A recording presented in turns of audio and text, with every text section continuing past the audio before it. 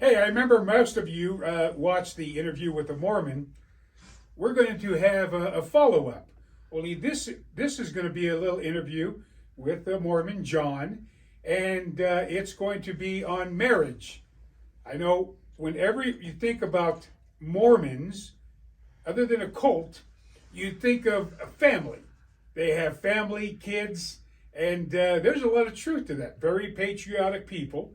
And so what I'm going to do is ask John some questions about Joseph Smith and his family. John is very straightforward. John is a unique man that he will give you the answer. If you ask any Mormon some of these questions, they would either deny it or say it never happened. And so if John said it never happened, trust me, I'm going to believe him. Maybe I read something wrong. But the last interview that we had over 40,000 people watching. And the comments out there were off the charts. They weren't comments about me. They were comments about John. And they weren't Christians. They were Mormons. Mormons who were going after John because John was explaining they believed too much information. And then you had the Mormon that said, we don't believe any of that stuff. So they spent more time arguing about John that I removed the comment situation. And there's no comments on that interview with the Mormon. And we can do the same thing here if it gets out of hand. John is sincere. Whether you disagree with him or love him, you're going to get a straightforward answer. And that's unique within the Mormon church. So that's going to be it for our viewers. But I just wanted to start off with something that I think needs to be said prior to this interview of Mormon marriage. And John, I'd just like to know, are you an ex-Mormon? No, Ruben, I'm not an ex-Mormon. I was born and raised a Latter-day Saint, and I'm 75 years old, and I firmly believe in the restored church, in Joseph Smith as a prophet, and in the sanctity of temple marriage, and in the Book of Mormon as a word of God. I am as devoted to my beliefs and religion as you are to yours. And so we have Bible Christianity here and Restoration Christianity here. And I'd like to say something about marriage before you proceed on, and that the church will tell you that they have done away with plural marriage and that only those offshoots and apostates live it, which is true. But we still have it in our belief system. It's in the Doctrine and Covenants. The scripture still is there. And also in the temple. We have Dr. Nelson, President Russell Nelson. He lost his first wife, so he married his second wife.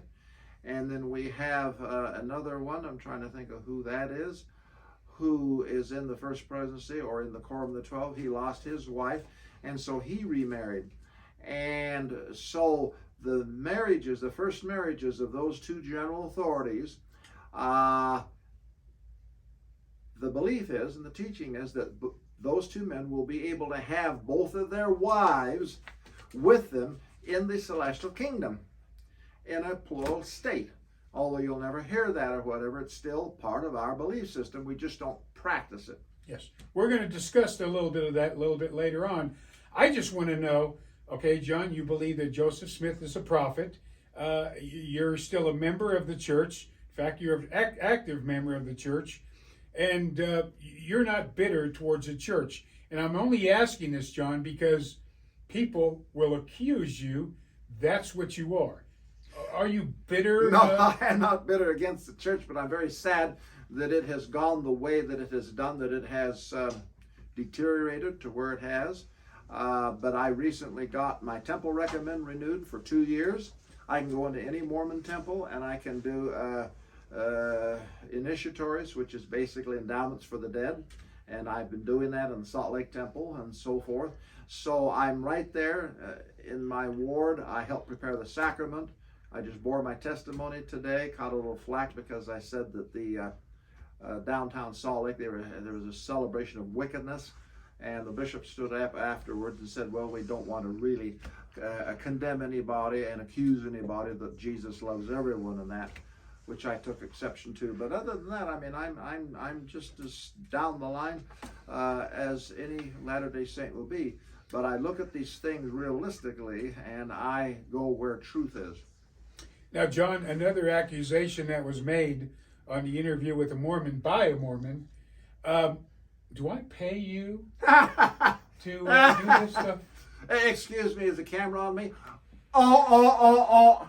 I just dry heave there. No, he does not pay me at all. In fact, Ruben loses money every time he comes out here or wherever he goes.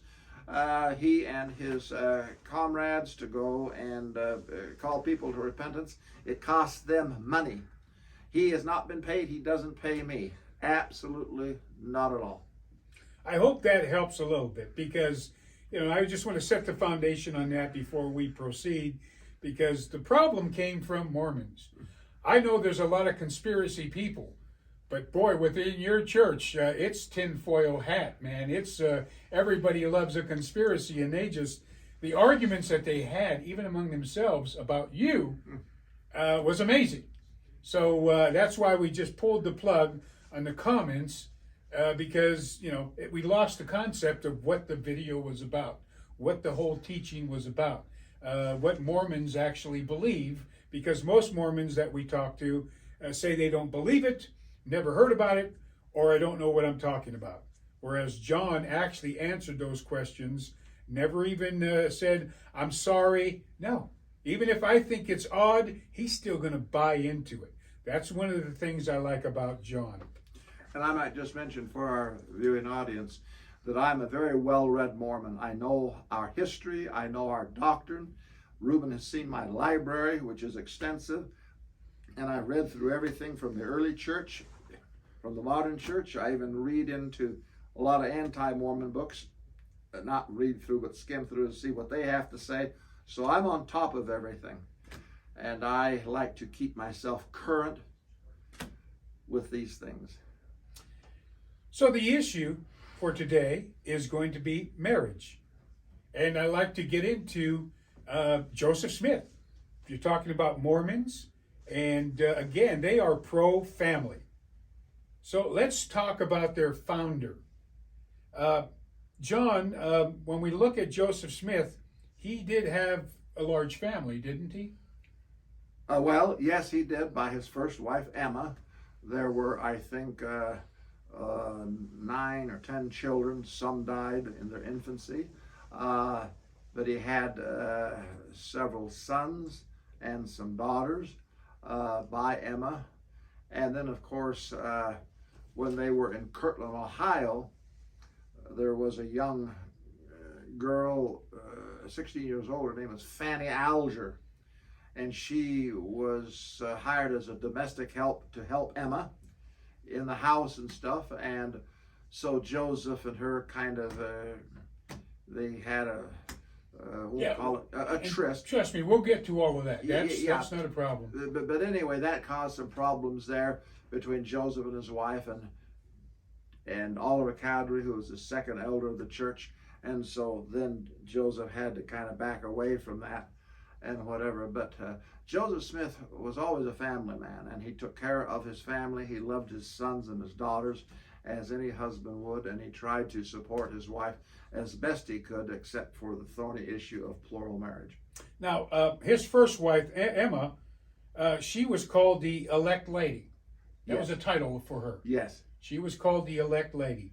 And I guess Joseph and Emma courted for a while. Oh, yes. And evidently Emma's parents wasn't too fond of Joseph. No, he had to go and elope. That's what I'm getting to, yes. He eloped with Emma.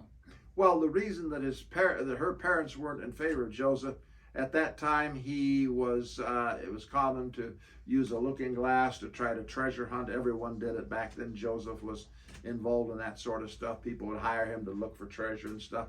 And so he didn't really hold down a job as such. And Emma's parents, coming from a much different background, they wanted to see someone that was, had a job, and someone that was not what they thought was shiftless. So they were against Joseph courting the daughter and marrying her. But Emma loved Joseph, and so they eloped and married. Now, to me, a marriage, when a girl gets married, this is one of her big days. I mean, she thinks of her dress, the cake, invitations. This is her big day. And Prophet Joseph eloped. Yes. It didn't sound like it starts off very good. Well, no, it doesn't. He eloped, and there was no wedding cake. There was no invitations. And Emma's father was opposed to Joseph marrying his daughter. But Emma was, of course, she was old enough to decide what she wanted to do. She was kind of headstrong herself. And she and Joseph, there's something in Joseph she saw that she loved. And so anyway, she, many years after the fact, in the 1870s, when Emma was still alive, very old, and her son Joseph III, who was president of the RLDS Church, which would be the Reorganized Church of Jesus Christ of Latter-day Saints, he asked his mother, he said, "Why did you marry father?" And she answered him thus, and it's in the memoirs of Joseph Smith III. She said, "I saw something in your father that I did not see in any other man." She said, "I saw a spiritual light. And it was that spiritual light that I was attracted to," she said, "and that's why I married your father." Now, I've got a little background on Emma and what happened, and please correct me if I'm wrong, John. The relationship with Emma's parents broke down as a result of the marriage. The couple went back to staying in homes of different members because Joseph didn't have a place, and obviously they weren't allowed at Emma's house. And the church was actually growing, so it was easy to have somebody house Joseph. They first lived in Fayette with the Whitney family. That's what I gathered. And then they went to Kirtland, Ohio. They went before that, they went up to Harmony, Pennsylvania, and that was where the Book of Mormon was translated, up in Harmony, Pennsylvania, because that's where Emma's folks lived, up there. And so they went and lived in kind of just a one-room cabin type of thing, not far from the Vitamins and so they were up there for a little over a year. And it seemed like they moved around. They were in Kirtland, Ohio, in a cabin on a farm. And then, of course, on April 30th, Emma gave birth to premature twins. Yes. And, we know that family is something big. The Bible says, brother, that we are made in the image of God. Any Christian that reads the Bible, we're made in his image after his likeness. God, to us Christians, is holy. Therefore, we preach you need to live holy. If I were a Mormon, I want to emulate my God. And my God, according to Mormons, has numerous wives on a planet whose wives give birth to spiritual babies. This is something Mormons need to be, because that's the image of their God. Now, Emma gave birth to twins. John, did those twins live? No, they died. And there was a family named Murdoch. And Mrs. We're going to get to those, okay. Yes. Yes. Absolutely. So they died. Yes. So the marriage started off with an elope, and the first birth were twins, and they died. I'm not saying anything, but something isn't going here. It's not being blessed of God. Well, no, you can go back into the David and Bathsheba, and the infant there, I believe, died because of David's sin. Because of David's sin, and so not trying to draw connection there, but it's something to think about if we're going to find a biblical comparison. And now David sinned. Yes. Because a prophet went up to David and told him, "You're sleeping with somebody else." Mm-hmm. And he repented. And even though he repented, it cost him his child. Yeah. So there was sin involved. I haven't read anything where Joseph said, "There's sin in my life." So far. Yes, so far. So after Emma gave birth to twins, and they both died within hours of birth, from what I understand. Mm-hmm. The same day, this Murdoch gal died giving birth to twins as well. Yes. And so her husband gave their children to Joseph to raise. And Emma. Yes. And Emma to raise. And then, of course, the Smiths during that time moved up to Ohio. Now, To Kirtland, Ohio. yes. Now, just within that short time, we've already got 3 deaths after the elope. That's fine. Well, we know in the frontier days that there were a lot of deaths and so forth with the families, but this was kind of a little bit more extraneous, if you will. And if a person really wanted to kind of go into our history, which is messy to begin with, and that I think that they will find some circumstances there that one might say that the hand of God was involved to humble Joseph. Interesting. Okay. That's what I like about John. At least he's honest. Again, when you think of Mormons, okay, they are no doubt patriotic. They are pro-family, give birth to many kids. And, would you say when God births kids in your family, he's blessing your seed?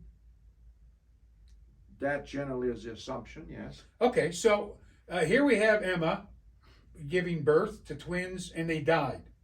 Here's a little bit more history, and John, please correct me if I'm wrong. Okay. After that, Alvin Smith was born, and No, not Alvin Smith. That was with Lucy and Joseph Sr. That was Joseph Smith's oldest brother. That was the first one who was born. And he lived up till age 25, and he worked on the Erie Canal for a year. He came back, and then he got sick, and the doctor went and gave him calomel, and he died there. And this was at the time when Joseph was going to work with the plates and stuff, the angel Moroni and so forth. And in the original Revelation, Joseph was told that he would go with Alvin to the hill, but then Alvin died. So that kind of negated that revelation and everything. So there was death there. And Alvin's death really crushed the Smith family. He was building a home for his aged parents, and then he died. The home was confiscated and whatever, and they had to go and move into just a humble cabin, if you will. So it just, that was a hard death for all of them. Joseph Murdoch, the one who gave the twins to Emma and Joseph, it appeared he died 10 months later. Yes. So 10 months later, the man who gave his children to Emma and Joseph, who most likely, you don't just give your kids to anybody. You got to assume these are good parents. But again, he died 10 months later. What did he die of, John? I don't recall. Evidently, there's something going on here. Joseph Smith III died at age 82. And was that one of Joseph's sons? Yes, that was the son that was after the body of the church came out to Utah under Brigham Young. Then Joseph III, as he grew up, he was involved in Ouija board and spiritualism, calling spirits from the spirit world and everything. And then he kind of settled down in his 30s. And then some of the old Mormon members from Kirtland, they convinced Emma and Joseph III to form this church. And so they formed it, and Joseph III reluctantly became its first leader. Now, you would think, being the son of Joseph Smith, he would honor his father and obey his father, since his father was anointed and saw visions and revelation. Did Joseph Smith III agree with the multiple wives concept? Absolutely not. That was the one thing that he fought against rather savagely and viciously. He and his brother Frederick, and their whole lives they were opposed to that doctrine. And when Joseph III asked his mother several different times, she said, "Your father only had one wife, and that was me." She denied that he took other wives. Yeah, we're going to get into all that, absolutely. Frederick, as you mentioned, married Anne Marie Jones, and they did have a daughter, Alice. And but however, when Alice grew up, she never had children. Again, it seems like the seed of Joseph, either you're dying or it just stops. I could be wrong. I'm just a Gentile. No. You're. I mean, for a Gentile dog, and this is what Ruben has called himself in the past. He loves that handle. I'm just a Gentile dog. What do I know? But for a Gentile dog, Ruben, you know quite a bit. And as I have looked at this as a faithful Latter-day Saint over many years, and I love Joseph Smith, I hate to tell you folks, but there was a point in Joseph's life where the hand of God was heavy on him. And this does not mean that God rejected him, but just let's say that he had to suffer more than most individuals because of poor choices that he made and other circumstances. And this is why his basket was not necessarily fruitful or that was blessed. Are we going to get into when Emma had their last child? Because I mean, there's an example of when we get to David Hiram Smith. And you had mentioned, and as you mentioned, John, Frederick was one of Joseph's sons, and he, however, he disagreed with his father's vision of marrying other women. You would think your seed would, have the same vision you did, and you got a couple of deaths. You've got, the sons that actually came alive and were older, actually speaking against what Dad said he saw. Again, that doesn't sound like a Donnie and Marie Osmond family that Mormons think of. Well, no, the fact is that both Joseph III and Frederick, sons of Joseph Smith Jr., the founder of Mormonism, they did not possess their father's spirit of truth. They did not have their father's spirit as Joseph had and Joseph's immediate circle, Heber C. Kimball, Brigham Young, etc. In the memoirs of Joseph III, there's an incident where Heber C. Kimball was in Joseph's house, the prophet's house. They were talking, and Heber C. Kimball come over and shook hands with Joseph III, who was just a boy of 10 or 11.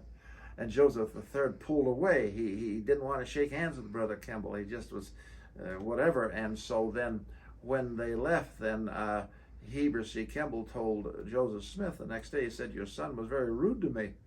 And Joseph said, "Well, why?" And so when Joseph asked his son, Joseph III, he said, "Well, there's something about Brother Kimball that I just couldn't stand," he said. And so Joseph Smith asked his son, Joseph III, "Well, what do you mean?" And he said, "Well, just a bad spirit." "How bad?" And so Joseph III screwed his face up into like he'd eaten a bunch of sour grapes, and he said, Joseph the prophet said, "That bad?" And Joseph III said, "Yes, that bad and worse." So that shows right there that the boy did not have the same spirit that Brigham had, Heber had, or Joseph Smith Jr. had. Do you think, again, going back to the foundation, when you marry somebody, you ask permission by the father. If the father says no, you still work it out. But, Joseph and Emma eloped. You don't think that foundation had anything to do with any of this? The foundation from the beginning in Joseph's marriage of elopement with Emma already had cracks, and it was already crumbling in the very beginning before there were any children. Don, who is Alexander Smith? Alexander is part of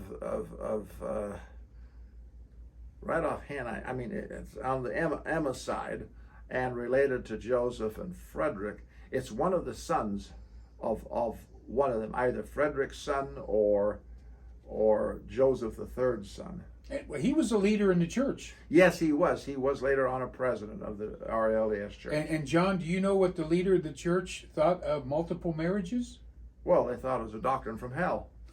Here's 3 of the family's boys that survived, and they're going against the very revelation.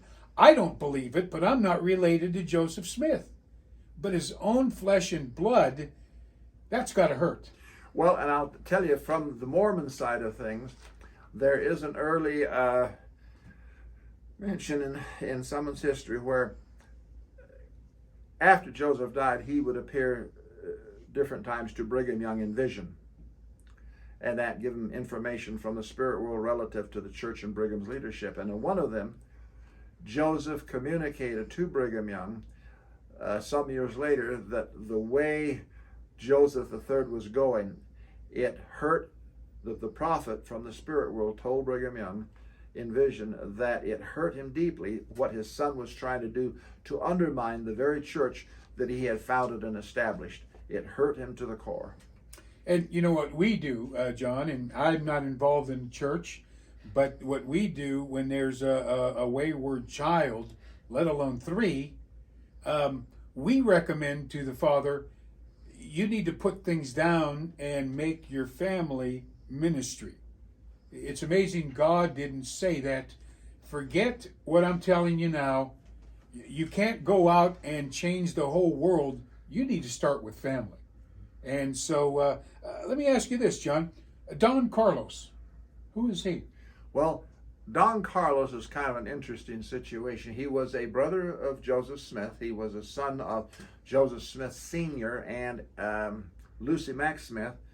He grew to manhood in Nauvoo there. He was involved with the paper and the printing of the Times and Seasons and so forth.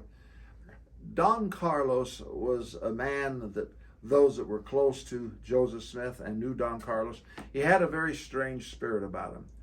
He was a person who was, how shall we say, not active in spiritualism, but of such a thing that he could from time to time go in that direction if he wasn't careful. He always had a very strange spirit about him. But yet he was part of a counsel that Joe would take. Yeah. Yes, he was part of the family. David Smith. Oh, well now David Hiram Smith, there is an interesting thing to go and look at. So a little background information. When Joseph and Hiram Smith were murdered in cold blood at Carthage, Illinois by a mob led by a Baptist preacher, by the way, for you Baptists out there that are interested in that. So then, of course, the bloody bodies were brought back to Nauvoo, and this was in July, in hot July weather. They didn't have ice and whatever and that, so by the time they got back there, they were swollen up beyond measure and whatever and that. And so Emma, of course, when they laid them out and everything to have the viewing, when Emma went in and she saw her husband there, bloated up and, beyond recognition and whatever, and why they ever had an open view, and I never know. But anyway, Emma shrieked and screamed and fainted, and they had to kind of bring her to and that. So it was during that period of time that she was pregnant with Joseph's last child that was given the name of David Hiram Smith. Joseph told his wife that's what he wanted the infant to be named when it was born. And so what we know today about the stress, the traumatic stress that a woman who is pregnant can go through, it can have an awful impact on an unborn fetus. And so what happened was when the child was born after Joseph's death, after his father's death, and was raised in Nauvoo there in that dark and dreary environment, whatever, and that, and around his older brothers who were highly negative and so forth. When he became of age, then he had the gift of music and the gift of poetry. He was called by the RLDS Church the sweet singer of Israel. He had a beautiful voice, and that he was very talented, a very sensitive young man. And he's very artistic. He could go and draw things, beautiful artist. But at some point in his life, he had a nervous breakdown to such an extent that the family had to commit him to an insane asylum. And so Joseph's most promising son, of all the children that Joseph and Emma had, his most promising son ended up in a lunatic asylum, and that's where he died. Again, when we think of Mormons, pro-family, and most of them are, I'm just going back to the actual founder You would assume he'd be the example. We want to follow our leaders as an example. It's not looking very good. As a matter of fact, John, it appears that Joseph was told this revelation of marriage several times, and it's almost like he didn't want to do it. Joseph told members that an angel appeared to him 3 times between 1834 and 1842 and commanded him to proceed with plural marriages.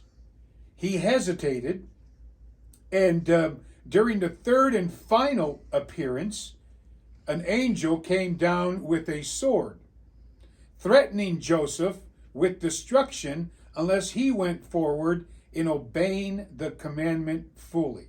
Is there any truth to that? Oh, yes, absolutely. The angel with the drawn sword is part of our history. It's one you don't hear about very much. But Joseph, that last experience, and the angel was Moroni, the same one that delivered to him the gold plates for a period of time, in the translation of the Book of Mormon. And so Joseph said, when he told his family about this, his father and his mother, he was as white as a sheet, and he said that he had to beg and plead for his life. And the angel told him, he said, all right, this is the last time, and the next time that I come, if you do not go and live this law of plural marriage, I will slay you, your soul will go to hell, and God will give your work and glory to someone else. And so the next day, Joseph then started marrying other young women. Now, again, I'm outside the church, and when you look outside the church, you come up with different conclusions. It appears Joseph failed to with his first wife, with Emma. The sons that actually survived disagreed with him, a lot of deaths, and we're going to even get into what Emma said and even denied in regards to the wives. One thing I'd just like to point out here, again from the memoirs of Joseph III, which I have read through, that is about Joseph Smith III, Joseph Smith Jr.'s son, the one who eventually became the first president of the RLDS Church. He asked his mother years later in regard to his father, and Emma made another statement. She said, your father was a very strange man. She said, I never really understood him, but I loved him. But she said, he was always a strange man. That's what she said. Interesting. So now Joseph, based on this revelation and the visitation by the angel, had the blessing to marry other women. Okay, if you truly believe in Joseph Smith, he's honoring and emulating his God. God made us after his image. So if you believe in the Mormon God, you should have multiple wives, and so this is what Joseph is going to do. Now, John, when it comes to Joseph's wives, the number's all over the board. I'm kind of going with 40 because that's kind of the average. What's your opinion on how many wives he married? Well, there's a book in Sacred Loneliness where the author, who's a scholar, went through, and there's between 36 and 40, 36 for sure that we know, up to 40. But that was while Joseph was alive. But then here's the thing. Years later, in Brigham Young's day and so forth, when they had the endowment house here in Salt Lake City, the associates of Joseph Smith, such as Brigham Young and Heber C. Kimball, had many more women in history sealed to Joseph Smith, including Joan of Arc, among others, and some of the women of Europe, and sealed to him for eternity to be his queens in heaven someday. So the sealing after that, Joseph Smith, now if we really took an inventory, if we had an actual thing of all the been sealed to Joseph, it would number in the hundreds. It's interesting because when you ask scholars, Mormon scholars, those who defend the faith, I've never seen one number being confirmed. The numbers are all over the board. And what's odd to me, John, a Gentile dog from the outside looking in, is if you want to know your genealogy, go to the Mormons and they'll tell you everything about your family. But when it comes to Joseph's marriage, They're all over the board. They can't come up with a figure that they all agree upon, but they can give you all of these, what your family history was. To me, that there's something wrong there, unless the church is maybe trying to hide something. Or I wouldn't say hide. We're good at sanitizing our history. I mean, look, folks, and this is a lifelong Latter-day Saint, devout in my faith. We have a messy history. Our history is messy. This doesn't mean that it's not true, and it doesn't mean that the gospel that is preached by our church isn't the true gospel. But we have a messy history, and so the leaders in the 20th and 21st century have tried to sanitize it. We're good at revising our history, and the thing is that one thing that kind of gets us when it's hard to pin Mormons down who know something of their history, and they will try to wiggle in that, and their escape as well. The prophet had a revelation, and see, that revelation then can go and do away with anything of the past when then something new comes along. So we're good at that, but we sanitize our history, and we try to make our history look very nice so that these other things are kind of pushed in the foreground. Now, Emma, wife one, she didn't care too much for this revelation of God and oftentimes question it.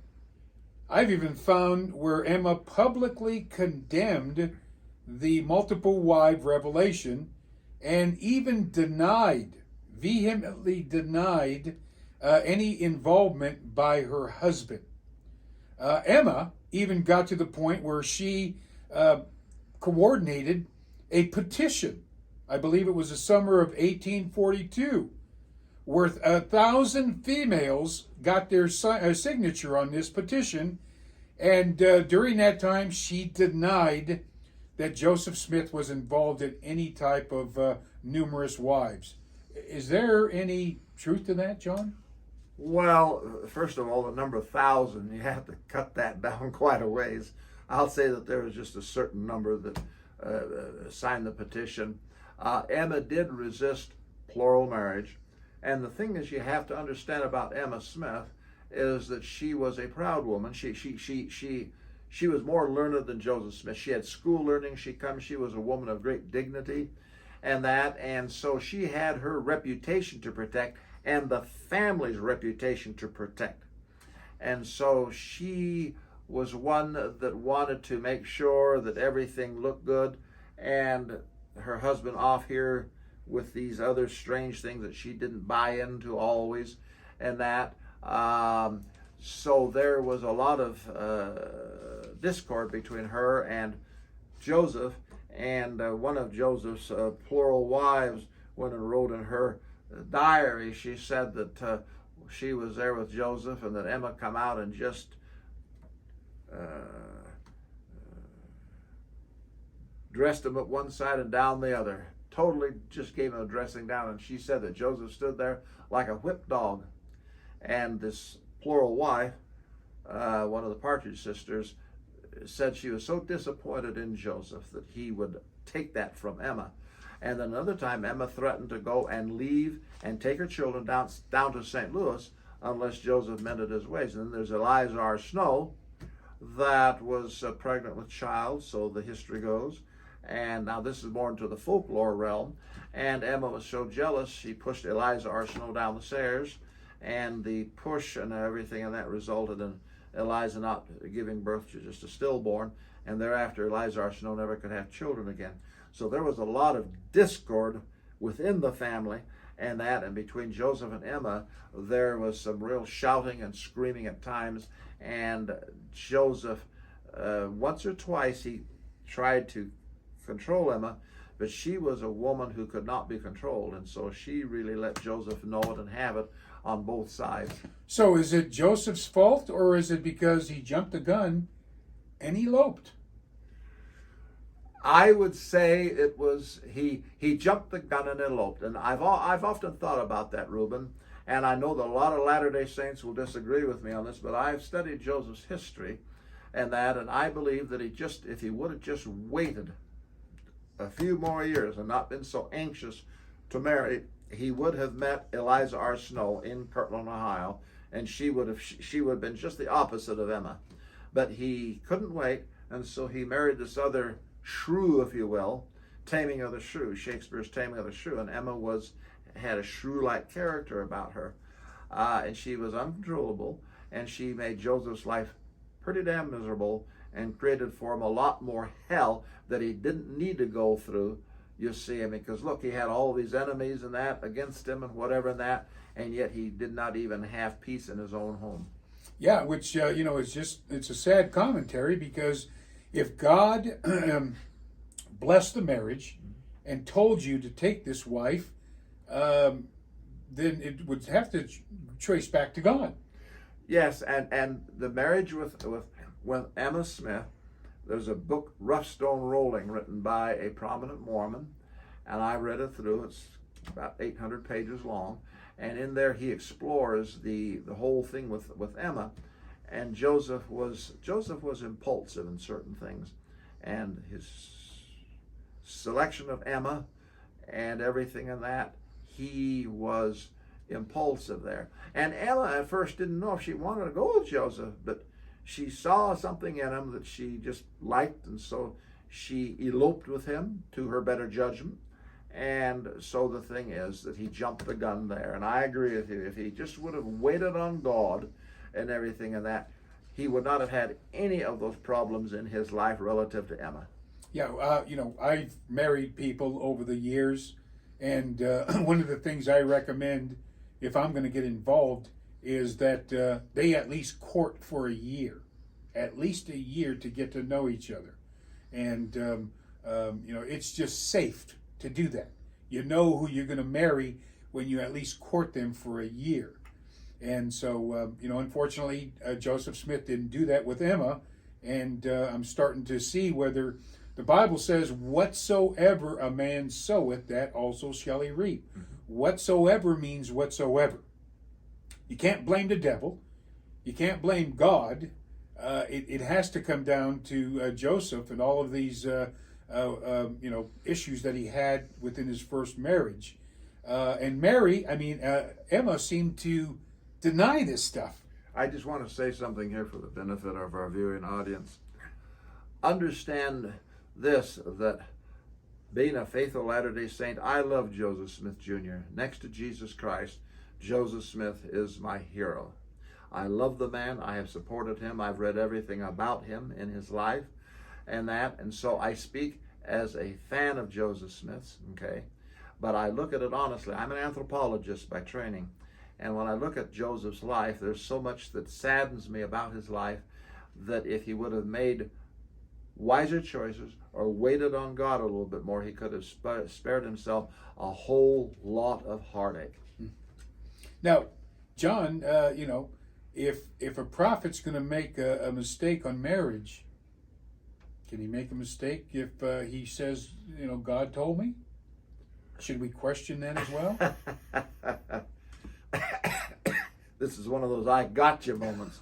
Just a question. Well, the thing is, Ruben does raise a valid question, keeping in mind he's a Gentile dog now and everything. And so from a Latter-day Saint perspective, as someone who loves Joseph Smith and that, I would say that in most things, Joseph was guided of God and blessed of God. But there were some things, like that revelation that they were to go to Canada and find money there, and they didn't. They came back broke. They had to go up there on borrowed money and come back, and it was just a fluke. And a few things like that along the way, where he sometimes was anxious, and the things of God and the things of Joseph sometimes run parallel together. Sometimes, not all the time. Most of the time, Joseph was inspired of God. The Doctrine and Covenants of Revelations are as solid as anything, speaking from a Mormon perspective. But there were times that Joseph he was human. Joseph had a lot of pride in him at different times. That's why the Lord had to keep grinding him down. Joseph Smith went and, in the Journal of Discourses, there's a sermon recorded by several of the scribes there when he went and said that bragging there. He said, no one could have kept a people together this large of the Latter-day Saints in Nauvoo. He said, not even Jesus Christ can keep together such a large people, but I have been able to. And Joseph bragged about this. So Joseph at times was suffered from a bragging nature and a boastful nature, but he had integrity within himself, but he was conflicted. He was a conflicted individual, just like we all are. Now, I've got some quotes from Emma. She says, there's no such thing as the multiple marriages or spiritual wifery was taught, publicly or privately, before my husband's death, that I now or ever had any knowledge. He had no other wife but me, nor did he, to my knowledge, ever have. Well, Emma never went to Egypt, and she never sailed down denial, but there she is in denial, and that because a little pun with words there. Folks. I think you're very kind when you say denial. Me, I'm just a Gentile dog. That's a flat lie. Yes, that ain't denying. That's a flat lie. Well, what's interesting is it was a big fat lie, considering that Emma was rather slender for her, waist size. So, had Joseph maybe courted her a little bit, he would have known, I'm going to marry a liar. Or did she lie to just cover up and save face? Well, here's the thing. Here's something that I think our viewers need to know, is that in the early years when Joseph was heavily persecuted and she had to go through a lot of heartache and hardship because of the work of the restoration. So she endured a lot. She suffered a lot. She was sick at different times, and Joseph was there. Joseph really loved her. She suffered for the sake of her husband. Emma Smith went through a lot physically, economically, and whatever in those early years that you might call them the starvation years and the persecution years, and that when her husband was put in jail, for example, and she couldn't see him and whatever, and when they were apart, several letters they wrote to her and letters that she wrote back to him. There was still a love there, a great love there. Now this is all before Nauvoo. Nauvoo was the straw that broke the camel's back when it come to Emma. She was willing to endure and suffer with Joseph up until he had this revelation. Either you take other women or you will lose your life. If I come back and have to slay you, the angel told Joseph. And so then he, of course, did that. And when he did that, then that's when Emma snapped. That's when she then just kind of she had gone through all of this stuff, and then to go and see her husband, whom she loved and suffered for, having to take other women because God commanded him to. If he didn't do it, he would have lost his life and his glory. And that's when she snapped. And so then she became, there's an expression, hell hath no fury like a scorned woman. And so after that, she became different. But she did suffer with Joseph and stayed with him right up until Nauvoo and up until the revelation of plural marriage. During the time in Nauvoo, she accepted 4 marriages. Yes, she did.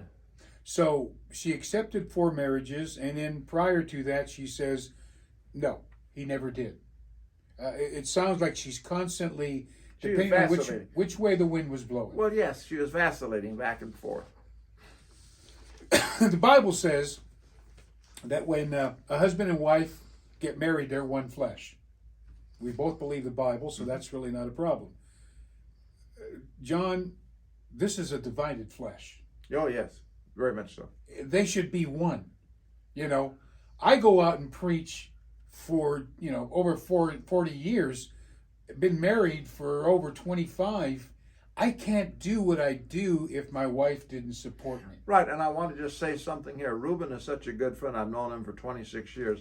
I have been in his home. I have met his wife and everything in that, and she supports him, and Ruben takes good care of his wife, and he makes sure that she is appreciated, and he makes sure that she is, that she's nurtured and appreciated, what every woman needs.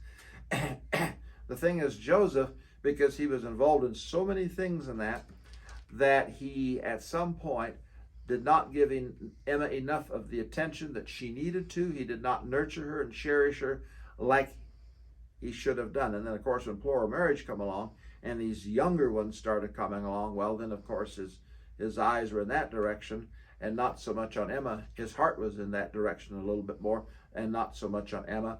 And, of course, there you have conflict and everything. So there was conflict and contention in the marriage, especially after Nauvoo and during Nauvoo when plural marriage was coming. It appears, John, that after Joseph Smith died, who's in second command is Brigham Young. Mm-hmm. And it appears that Emma and Brigham Young, their relationship went down. Yes. It went down. As a matter of fact, at one point, she blamed the multiple wives revelation on Brigham Young, not her husband.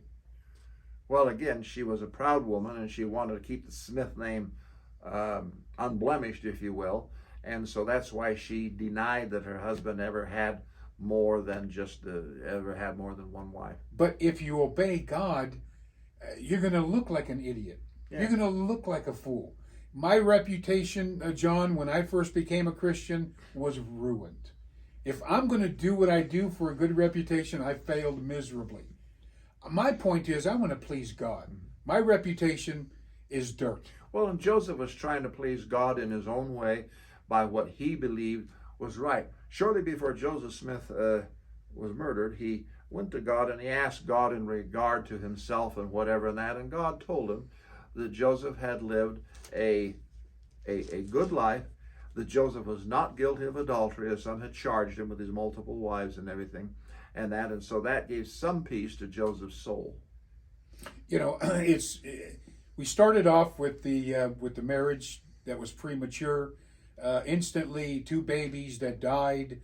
Instantly, those that did survive, actually rebelled against the teaching of his father, which was supposed to be very sacred and holy. I mean, there was death called all over the place. Well, let's go back to one death in particular, the first one, when Emma was pregnant and Joseph was translating the old plates. The 116 pages that Martin Harris, who had put up the money for the printing of the Book of Mormon, he wanted to take them home and show them to his wife and others. Joseph did not want to do that. And he asked the Lord several times. The Lord said, no, which part of no don't you understand? But finally the Lord said, all right, but you will be responsible. So in our history, Joseph gives 116 pages of the manuscript. That's the Book of Lehi, folks. That's not in the Book of Mormon.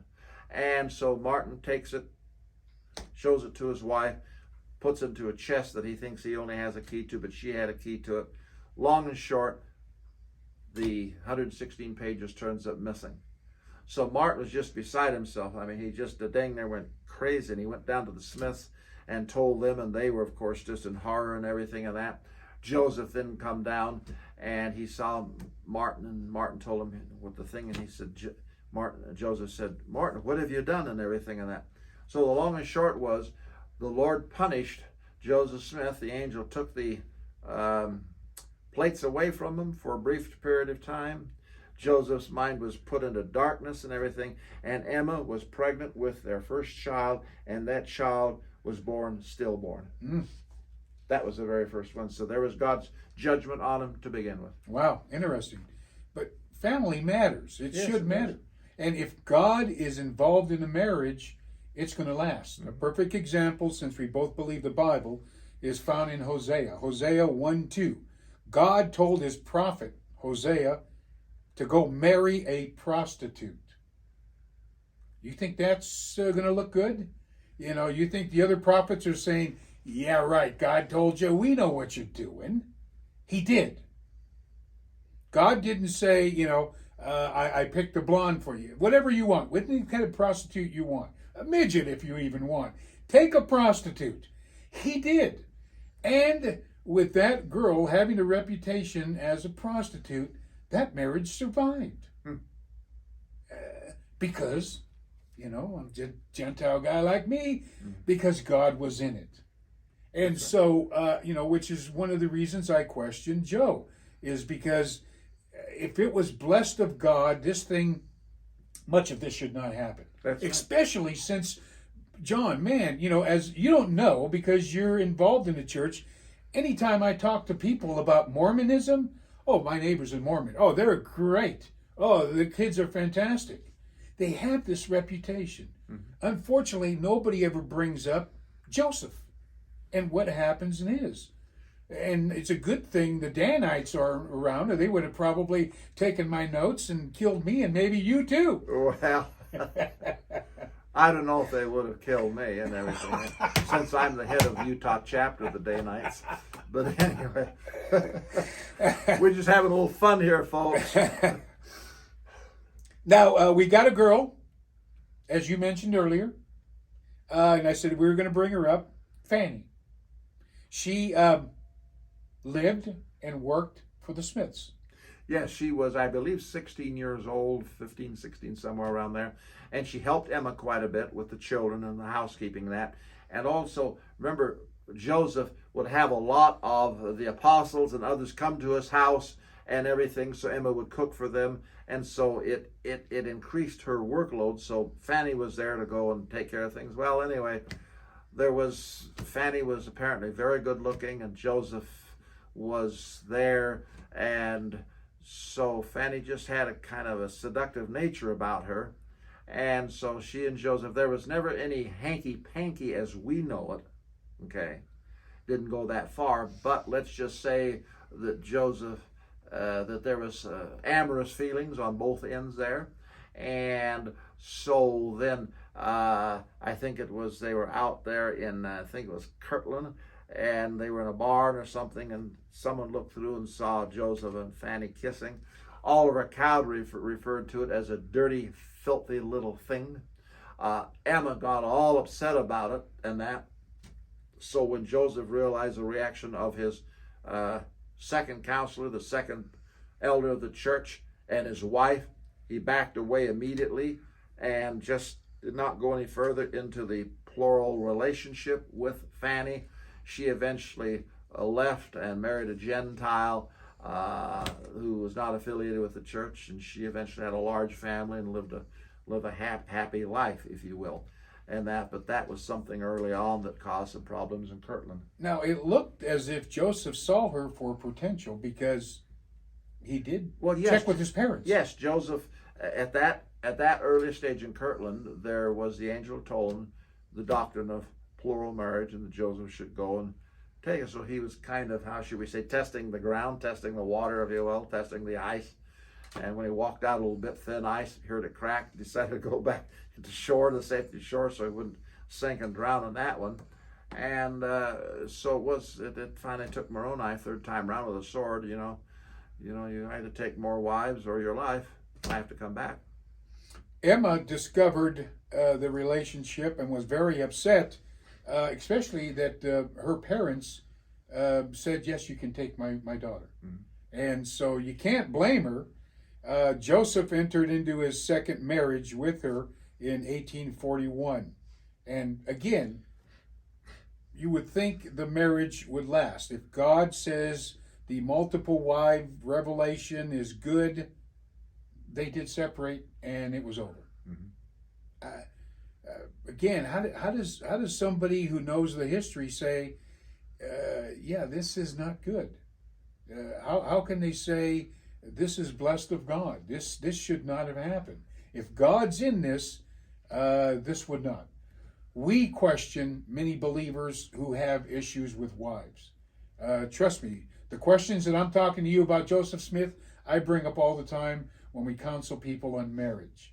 And so it's not that I'm just going after Joseph. How long did you court her? What did the family say? And I know people that have eloped. There's there are the exception to the rule, but there are people that when they elope, it doesn't work out. Because, quite frankly, they were in heat. If I can put it any other way, I'd say so. But they were in heat, and they just bypassed everybody. This should be the wife's biggest day, and it didn't happen.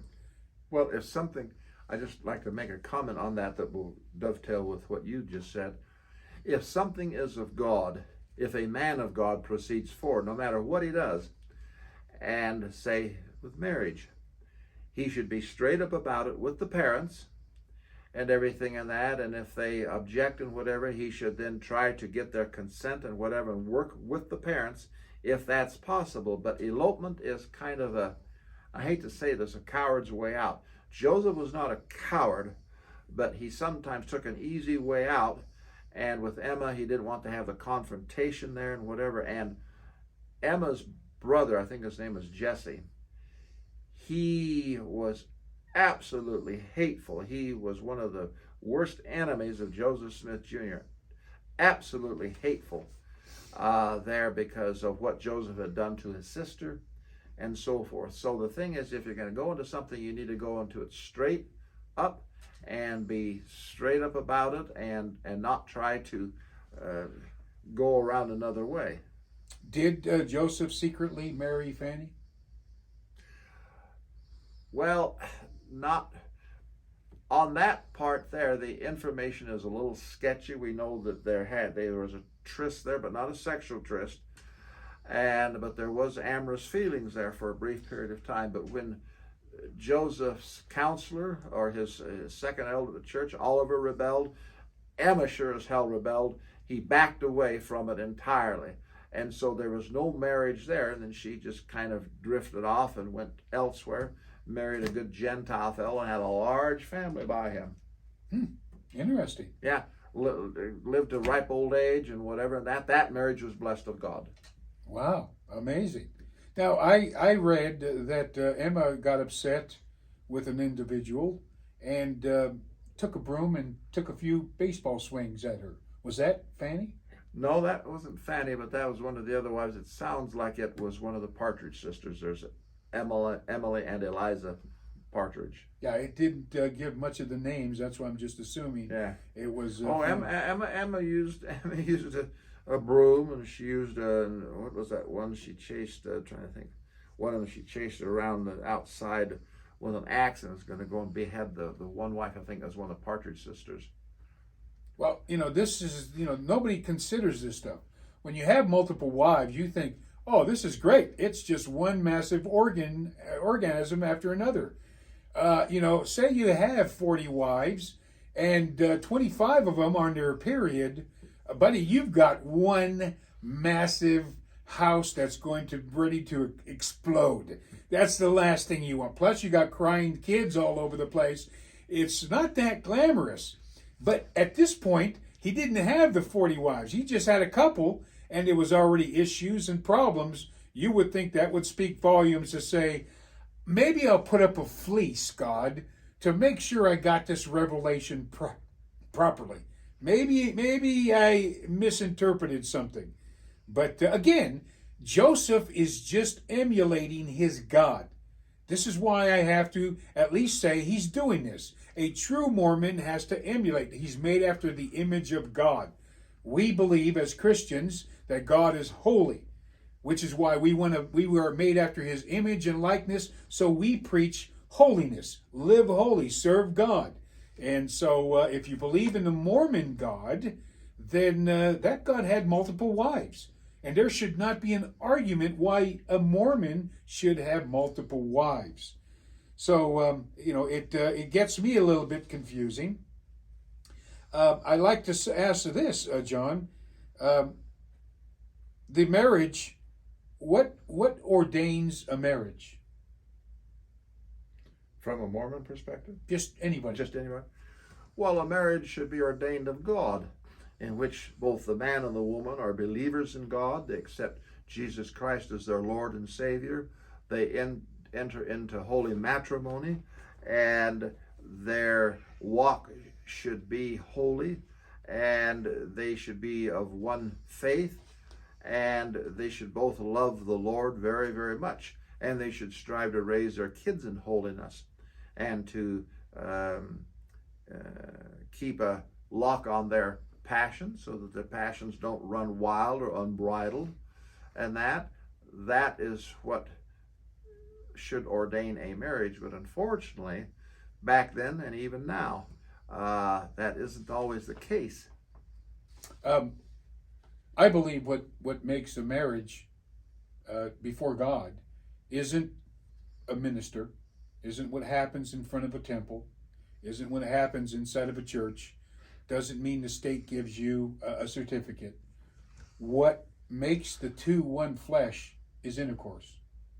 When the penis goes into the vagina, they're one flesh.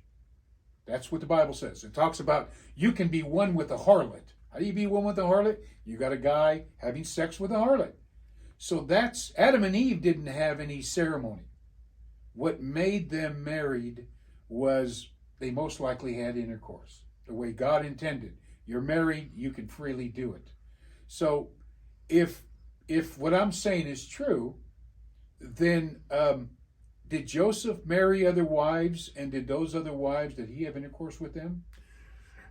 Not really, because at that time, Nauvoo and Joseph's whole life, the last few years of his life, was kind of in a topsy-turvy. There was a lot of things that were going on, and while he married these women, there's no evidence that there was any children born by any of them, and there were amorous relations, but not intimate relations.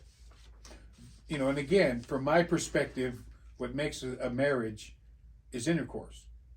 How would you want to marry somebody and you don't make love to them? How would you like to marry somebody and not have intercourse? That's why God made it to enjoy, let alone give birth.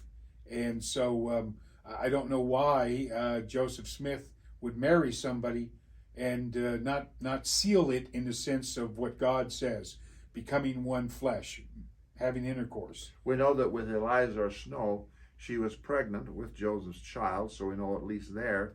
But then Emma, out of jealousy, pushed her down the stairs, and so the child was born, of course, stillborn, and Eliza could never have children again after that. Yes, and again, these are questions that I'm very thankful that John does talk about, and he will answer rather than spiritualizing it or saying it's not in our history. It's there. To me, God, if I were a Mormon, I would be fighting to live and have multiple wives. Now, John, I know the concept of having multiple wives in the Old Testament. Okay, it's there. God told men of God in the Bible to be fruitful and multiply. As you mentioned, holy matrimony should produce holy children, and that's the whole purpose why God wanted guys to have numerous wives in the Bible. Not to lay there and have some big sex organ every night. It's to multiply. If that's true, John, how many children did Joseph have with, say, the 40 wives?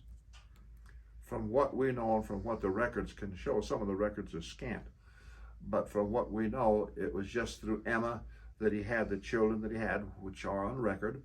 And when it came to the other wives, with the exception of Eliza, these other wives, he was sealed to them, and they were sealed to him.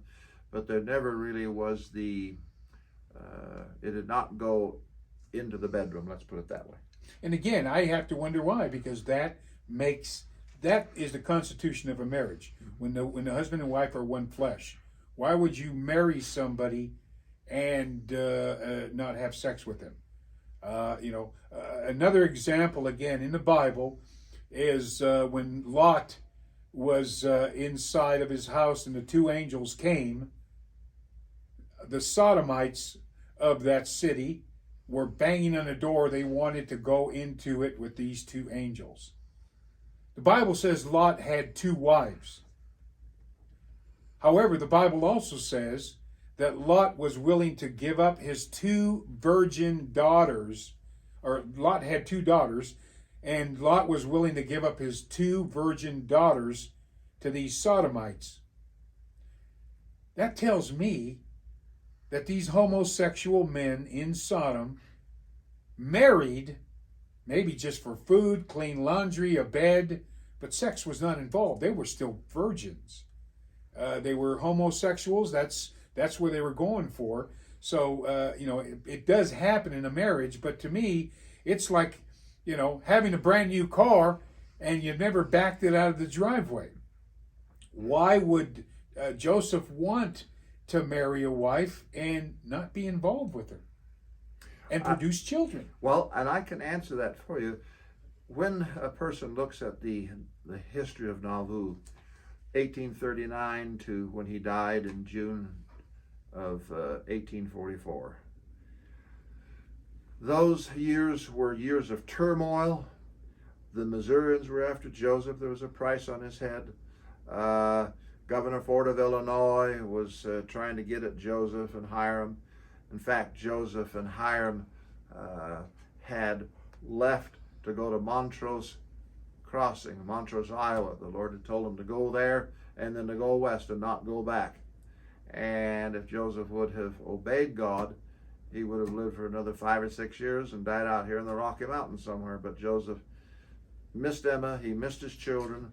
Emma sent a letter saying, you know, why are you running off and whatever and that. And Joseph, of course, you know, Jesus said if they pursue you in one city, go to another city. Jesus moved around a lot, you see, and that. And so the thing is that Joseph, in that period of time, his life was filled with turmoil and with a lot of different things. He was mayor of Nauvoo. He had a lot of materialism come into his life.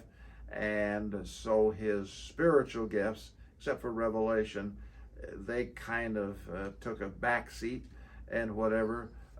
Joseph was not as athletic in Nauvoo as he was before.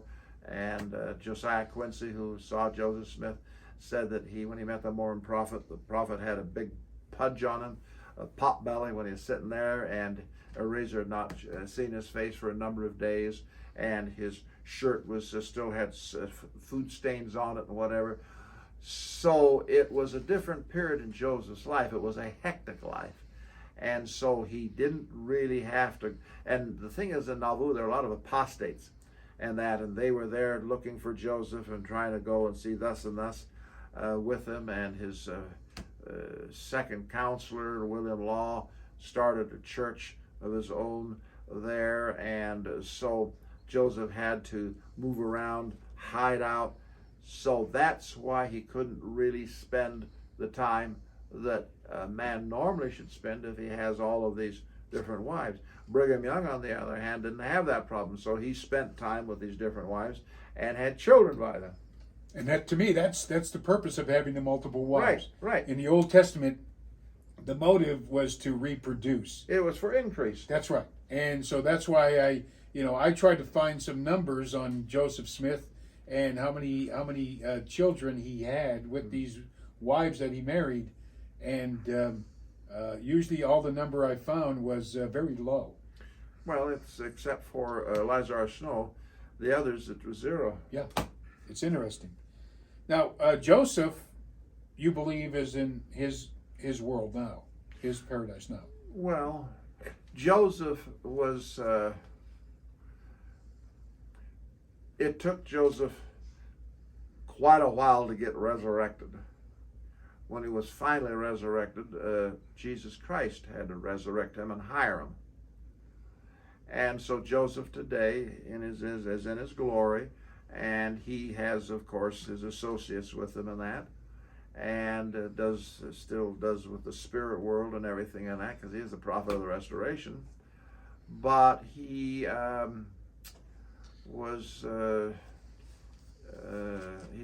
he just had a troubled past.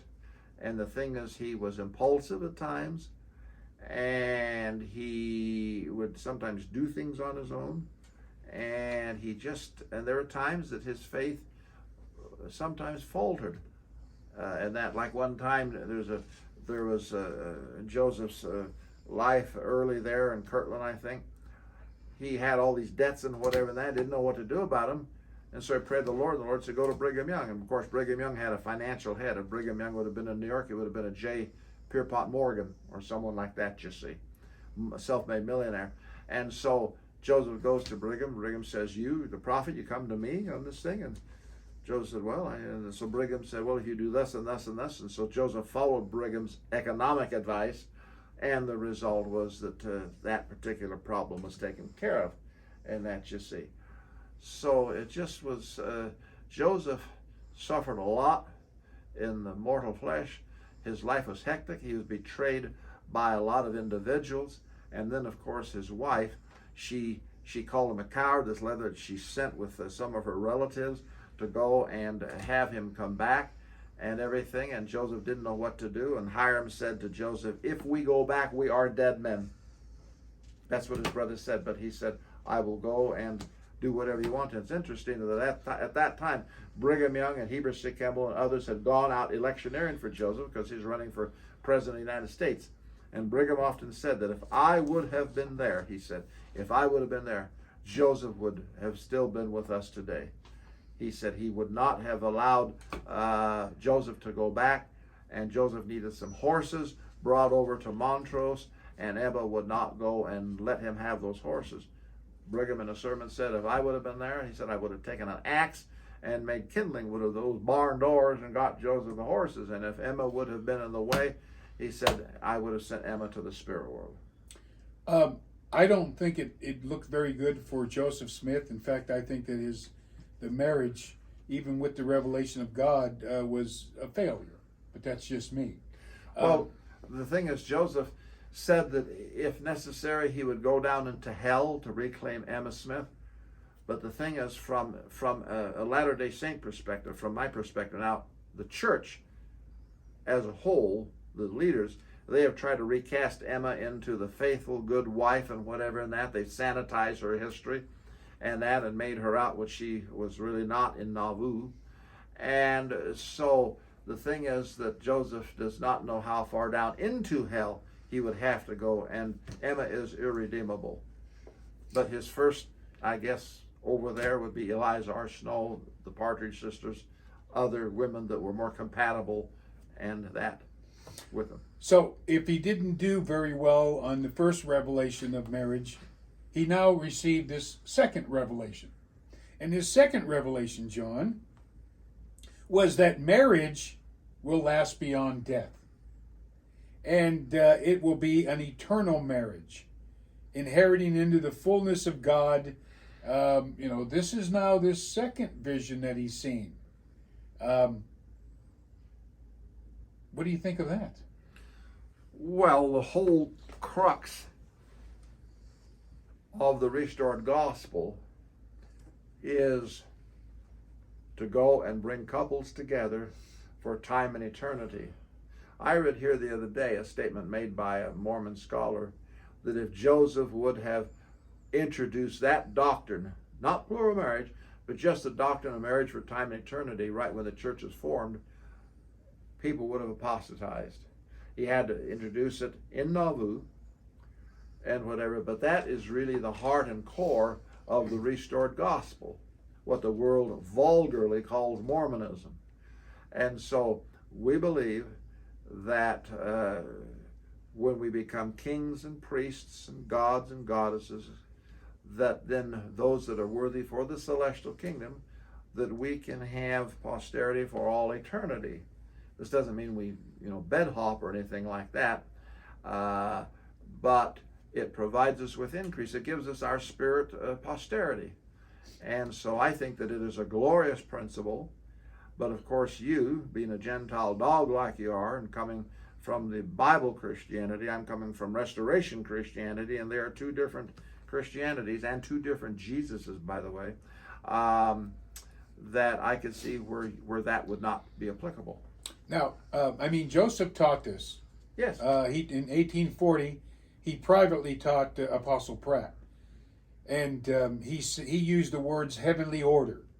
And I guess he sealed his wife for time and all eternity. Mm-hmm. So he's now going into eternal marriage, but he's got problems with the physical marriage here. This is what I find to be a little bit different. Most of the people that Joseph began to seal in this marriage ranged anywhere from age 20 to 40. At the time of their sealing, the oldest was Fanny Young, and she was about 56 years old. So if a marriage didn't work out here on earth, he would seal them, and I guess they'd be in heaven for all eternity. Well, yeah, that will be a supposition, but the thing is that there was, maybe not so much back then, but certainly now, you don't hear much about it, but Latter-day Saints that are sealed in a temple anywhere, and we've got close to 200 of them all over the world for time and eternity, that there are also, what you don't hear about is temple divorces. And there are actually, it's been increasing every year. Yes. And it's almost embarrassing. That's one thing that the church does not let out, is the number of temple divorces every year. And that has to go through the first presidency. The prophet of God, the president of the church, has to go and sign and approve a temple divorce. And so the thing is that here you have all of these being sealed for time and eternity, but I've talked to a number of women that I know that say, my husband this and this, I don't want to be with him in eternity. Or a man will say to me, I married, didn't know what I was doing and whatever and that, and so then they would like to, have a different companion in the next world. And so then the temple covenants they made have to be broken, and there has to be a temple divorce and that. And so that's something you don't hear about, but the information that I have access to, I unfortunately have to say that for a church that promotes temple marriage and whatever that, we have way too damn many temple divorces. It appeared that Joseph sealed a young gal on her 15th birthday, before her 15th birthday. And she was 14 years old when they married. Oh, yeah. So, do you think he had intercourse with her? No, but he did marry her. He did seal her at that time. You see, you got to remember, Ruben, one thing back in those days, the young men and women, because it's the frontier times, that a woman, 14 or 15, there are instances where men that were 16 or 17 or 18 would marry someone younger. This has nothing to do with Mormons, just regular frontier America and that, and so that was not uncommon. Now, regarding this particular individual that Joseph married, she did so, and it was sealed. She was with Joseph, is Joseph's, and basically it's kind of like in nature when you have an animal like a wolverine or something. They go around different things in a large area and they'll urinate here a little bit and there a little bit, and they mark their territory. Well, in the, I hate to use that as an example, but the marking of certain, in other words, this is mine for eternity, even though she's younger, and that was something that was engaged in. But Joseph did not have sex with her. But and then let's not forget about marrying other men's wives with the husbands. Oh, we're going to bring that up. Oh, yes. There's no question yes, about that. I mean, there's still good stuff, folks. Let me tell you. Yes, let me give you a absolutely. word of advice. Unless God. So, if Joseph didn't have sex with these wives that he sealed on earth, is he having sex with them now? I will call it intimate relations. Yes. So why couldn't he do that? I understand the concept of the spiritual babies, but shouldn't it be multiplied? Shouldn't this seed be multiplied? Yes, but you got to remember, Ruben, you keep forgetting that the Nauvoo history from 39 to 44, when he died in June, that was a time of turmoil. He just got out of Liberty Jail and stuff on that. And so between Liberty Jail and Carthage Jail, where he was murdered in cold blood, that was a time of turmoil in his life, and so he could not have what we'd call a normal home life. I will say this, and I love Joseph Smith with all my heart and soul. Joseph's life was not a normal life. His life was very abnormal from the day he was born till the day he died. And so he had to go through more crap than most men had to go through in their lives who lived longer. And it still seems that Joseph himself denied that he married other women. Well, Joseph did at first deny the doctrine of plural marriage. Yes, he wanted to keep it under wraps. and he encouraged certain ones to lie and to say, no, we don't do that. He says, what a thing it is for a man to be accused of committing adultery and having 7 wives, when I only find one. I am the same man of innocence as I was 14 years ago, and I can prove them all. I labored with the apostates myself until I ran out of manner of patience. So here he's saying he only had one. And of course, this is found in the History of the Church, Volume 6. That's right. Yeah, Joseph did deny it in the beginning. And in fact, one fellow, trying to think of his name in Nauvoo, that was going around saying that Joseph was teaching this, Joseph told him either to clam up or he'd excommunicate him. And that he said that we don't go, and then there's an editorial in Times and Seasons that flat out denies that plural marriage was being practiced. It seems like he was embarrassed of it at times, and other times he pushed it. Again, I just why would you, if God told you to do something, why would you lie? I don't see Hosanna, who married a whore, Hosea, who married a whore, deny it. No, God never told me. Well, again, getting back to Joseph Smith, that was a rough time in his life. I know Brother Joseph's life pretty well, and he had a lot of things, a lot of pressure against him and enemies were seeking to go and kidnap him, take him back to Missouri. Missourians had offered several $1,000 reward for Joseph Smith, dead or alive, and so he was having to hide out and so forth when this doctrine was being preached in that. And so it was taught privately, it was practiced privately, and the few that got wind of it, like William Marks of who was state president of Nauvoo Stake, and William Law, who was Joseph's second counselor in the first presidency of the church, he, of course, about went ape-shite, if I can use the word, German word there, when Joseph went and when William Law's only wife, wanted to marry Joseph Smith.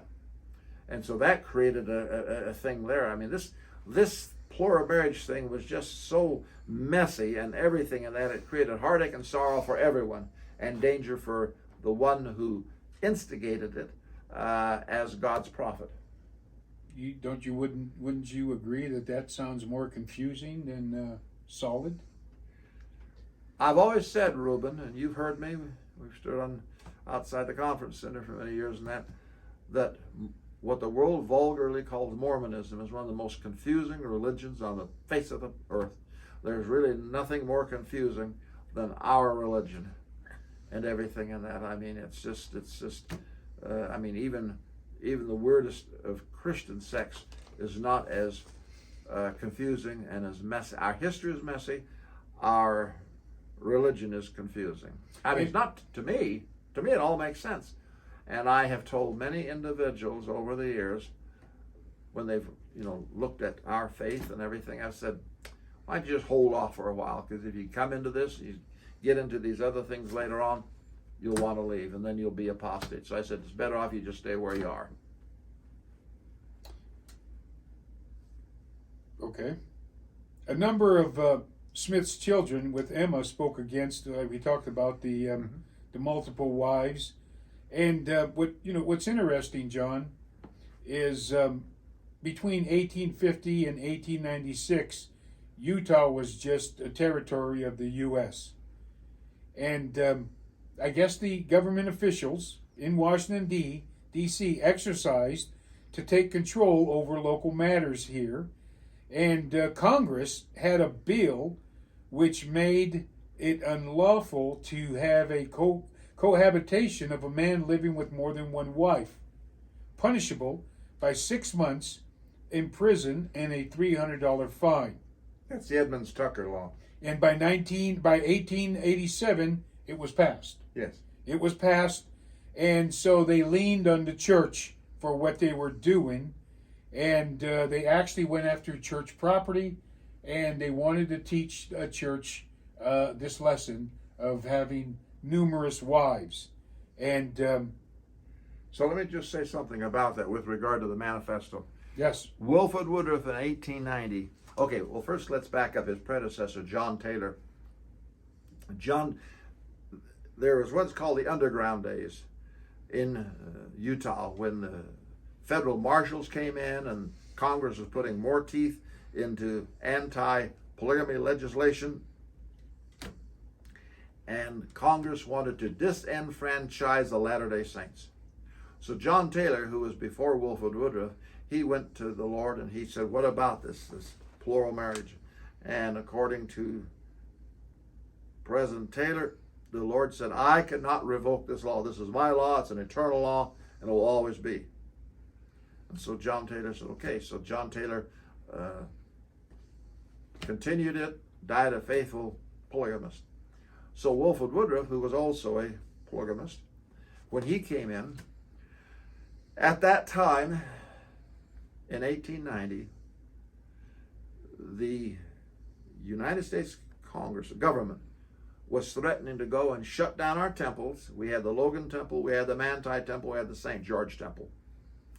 To shut them down, to shut down our meeting houses, our stake centers, and basically to shut the Church of Jesus Christ down so that there could be no work for the dead, no work for the living, no marriage for time and eternity, none of these things. And they would have confiscated it all. So Wilford would have seen that and everything, then felt the need to come up with the manifesto, whom others wrote. There are others that kind of younger generation that had the legal background to put together the manifesto so that it would be acceptable to Mormon people and it basically put an end to the outward practice of plural marriage. And then once that manifesto was done, then the government kind of pulled back. The sheriffs, they didn't arrest any more polygamists and whatever and that. And so the saints began to have more, a little better breathing thing. And a few years later, Utah gained statehood. They had applied for statehood for decades, and because of the plural marriage issue, Congress denied them. So then, however, to show you how tricky things can be with our early leaders, tricky then, tricky now. But anyway, they wanted to perform plural marriage. They would go to Mexico. The church had a colony in Mexico, or they could go up to Canada, to Carson, Canada, and marry plural marriages up there, be out of the United States, and then they'd come back. The marriages would be kept quiet and whatever that, so that then they could truly say we're not practicing plural marriage anymore.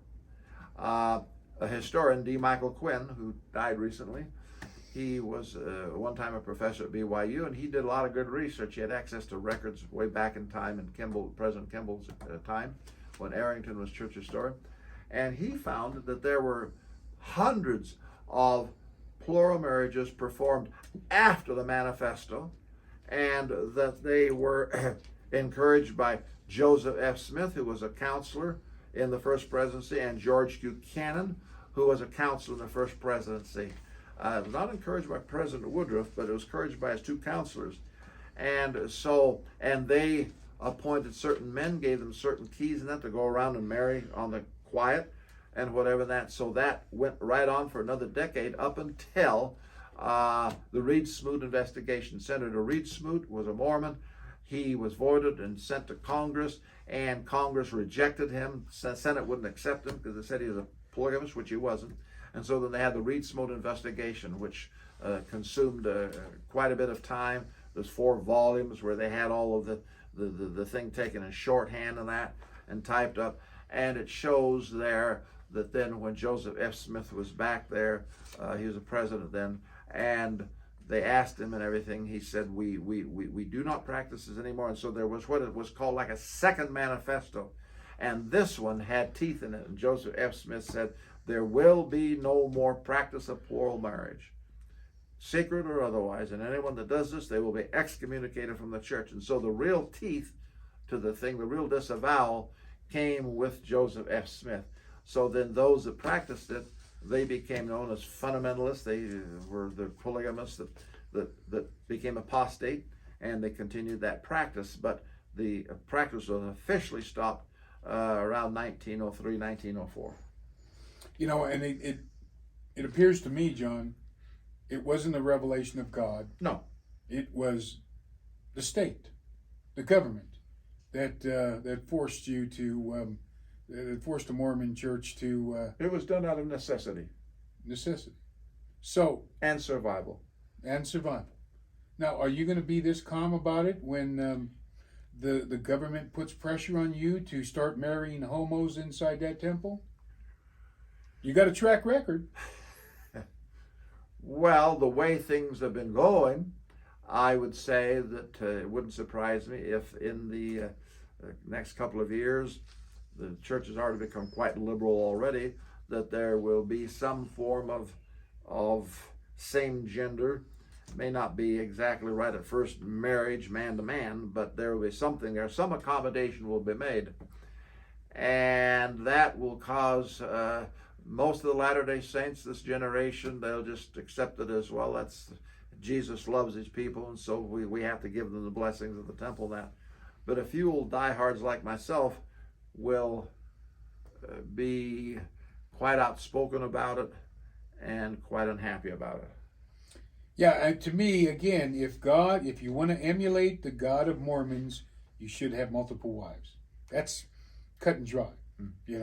That's how we're made after his image, his likeness. Of course, the manifesto reads, "No longer shall polygamy, and the church within the church will execute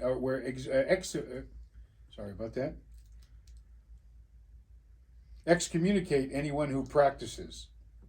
President Tanner said in 1973 at the Mormon Conference, "In the cases that are to be handled by the church included, but not to be limited to, fornication, adultery, homosexual acts, abortion, or other infractions of the moral code."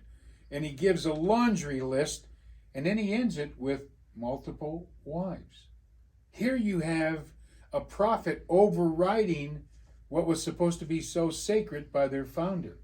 And even though he said homosexual acts, I believe, like you, this church is going to revise that. They will. To me, the difference between myself and a Mormon, John, is I'm sticking to the Bible. I'm not going to change. Your church has a history of the government putting a little pressure on them, be it you need to start working with blacks, or you need to stop this marrying other women. It has nothing to do with the revelation of God. Well, it does have, in the sense that if push comes to shove, the prophet can get a revelation that will then say, well, God has spoken, and then takes us off in a direction that then the people will say, well, that's where God wants us to go. It's that continuing revelation, modern revelation. That's our caveat, is that when all is said and done, and it may not square with this or that, well, the prophet gets the revelation, oh, that makes it okay, and then we go off in this direction, you see. But, to get that manifesto, when the government's putting pressure on you, and what a coincidence when they bowed down and grabbed their ankles and allowed the government their way, hey, Utah became a state. Isn't that amazing? I would be flat embarrassed. Well, the manifesto was for convenience. Which manifesto, 1 or 2? 1. How come there's 2? Well, the second one was Joseph F. Smith wanted to have a Mormon in the Senate. Why wasn't that in the first? Well, because they lied to government officials. There's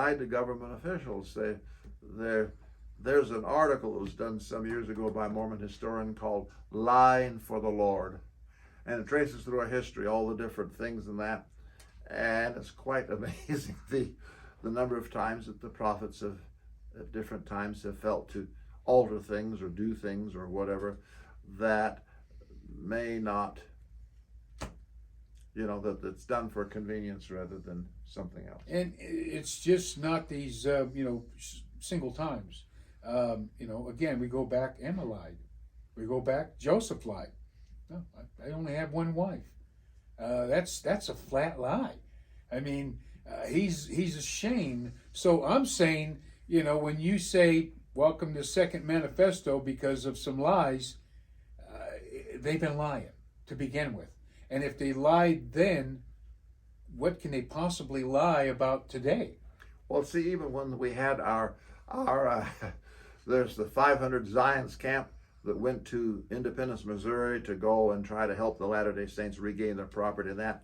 And so they called for a kind of a militia, young men, 20s, 30s, whatever. And there's about 500 of them, and Joseph Smith was with them. And so they left Kirtland and went through Missouri and that over to where Independence now is. Well, anyway, on that trip, there are different ones the Gentiles that would ask them, well, where are you? What are you? And instead of saying we're Latter-day Saints or we're Mormons, they would say what they used to be. Well, some of us are Methodist. I'm a Baptist. I'm a Presbyterian. So, I mean, they would say what they used to be, but they would not always identify themselves as Mormons or where they were going. Where are you going? Oh, we're just going whatever and that. And they would just give a very vague thing about it. And so our history has that throughout its history. And you know, I got to figure out which to believe. Going back to what Tanner said at the conference in 1973, he says anybody who had the multiple wife is we don't practice anymore because he said it's un-Christ-like. That's what he said. Un-Christ-like. This is something that Joseph honored, saw. God spoke to him. He should have died if he don't obey this. This is how serious it is. And now this new prophet gets a revelation and says, if you have this type of a marriage, it is un-Christ-like. Right. John, they ought to be happy I'm not a Mormon. Yeah. They only put up with me, you know, a couple of weekends a year. Boy, if I were a Mormon, I would probably be causing so much chaos and confusion and telling everybody, I don't know what to believe. Just a couple of little historical things. Ed Eldon Tanner was a counselor to David O. McKay, who was the prophet. He was a counselor from Canada, a businessman, and he actually was a financier for the church. The church just about went broke during the last years of McKay's administration. So Ed Eldon Tanner came in and cleaned up church finances, stopped this massive building program, and put the church back on track with good investments and so forth and that. But then Eldon Tanner was a good and honorable man, but he was a counselor. John, do Mormon husbands need to call their wife out of the grave? Yes, according to our doctrine, that's right. A woman cannot call herself out of the grave. Technically, it should be Jesus Christ if we go by the Bible. But yes, Mormon husbands, if they're faithful. Now, if they're not faithful, then the wife that's in the grave, her body's in the grave, and she's been faithful and good, then some other man that she will be sealed to or whatever, or that, will then have to call her forth from the grave. You think Joseph called Emma? No, Emma is so far down into hell that it will be almost impossible for him to go there. There's just no way that he can. Emma is irredeemable. I mean, she's just beyond. Do you think it's because they eloped and didn't court for that amount of time so that he can know the voice of God? Maybe he got involved with emotion rather than hearing the voice of God. Well, I would say that Joseph again was impulsive, and he loved Emma. There was an infatuation there more than inspiration, and so that thing was built more on carnality, if you will. Okay. And so that's why when you build on sand, the structure ain't gonna stay. It's gonna eventually collapse. And Joseph's first marriage was not built on solid foundation. It was on sand with this elopement. And I see consistency. He married other people's wives.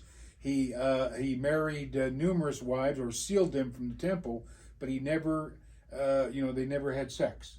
That to me is odd. Why would you? Well, it is odd. Why would you want to seal somebody?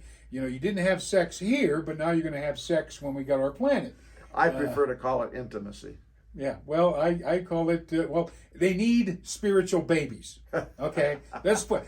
Now, when you have spiritual babies, it's not intimacy. Intimacy is when you hold hands and you say nice things. Intimate relationships. Well, the thing is a spiritual progeny. Okay, all right, I'll take that. It's just a little more elegant way of saying it. Now, it talks about in your D&C, only heaven marriage will extend beyond the grave. That marriage, which is performed in holy temples, erected and dedicated for a special purpose, and that will multiply and replenish the earth. And this is why you get married. That's the whole purpose. So, in order to you to be a god, John, it appears you have to be married, and specifically be married within that temple. Yes, absolutely. How old are you? I'm 75. You married? Nope, bachelor all my life. You're a virgin, that I know. Oh yes, very much a virgin. I've been with John and we've talked about these things. So, what happens to a nice guy like you in this lovely church who has been faithful to this church, sticks up for this church, defends this church, but you didn't get married and sealed in that temple? What happens to you, John? Well, I will answer that for you.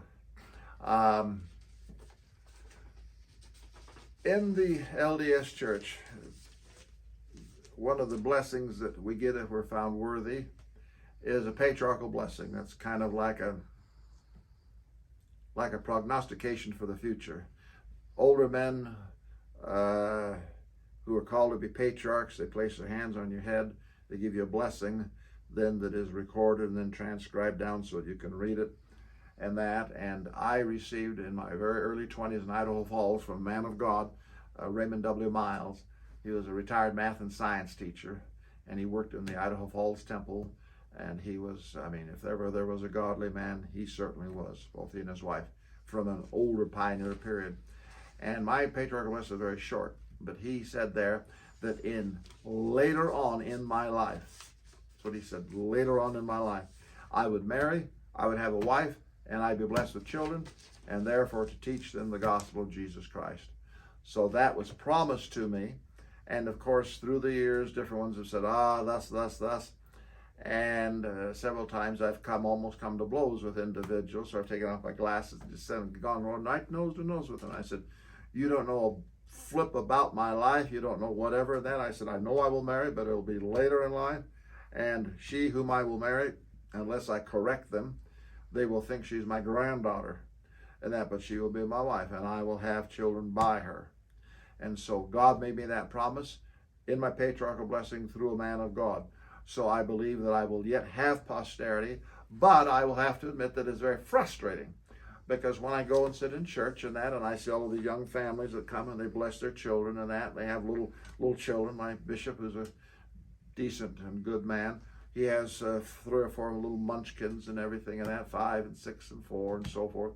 And that obviously I see that, and it doesn't make me jealous, but it just, my heart craves for that. And I've asked Heavenly Father about that, and he said, John, that will soon happen. Just have faith in me. And so I know that I will marry and I will have children. But in answer to your other question, let's assuming that I did not, that wasn't fulfilled, and I died just a bachelor. So then there is in the restored gospel that in the afterlife, and this is in the celestial kingdom, not the spirit world, but in the celestial kingdom after I'm resurrected, or in my particular case, the patriarch told me that this body would never see the corruption of the grave. I was told, you will never see the corruption of the grave.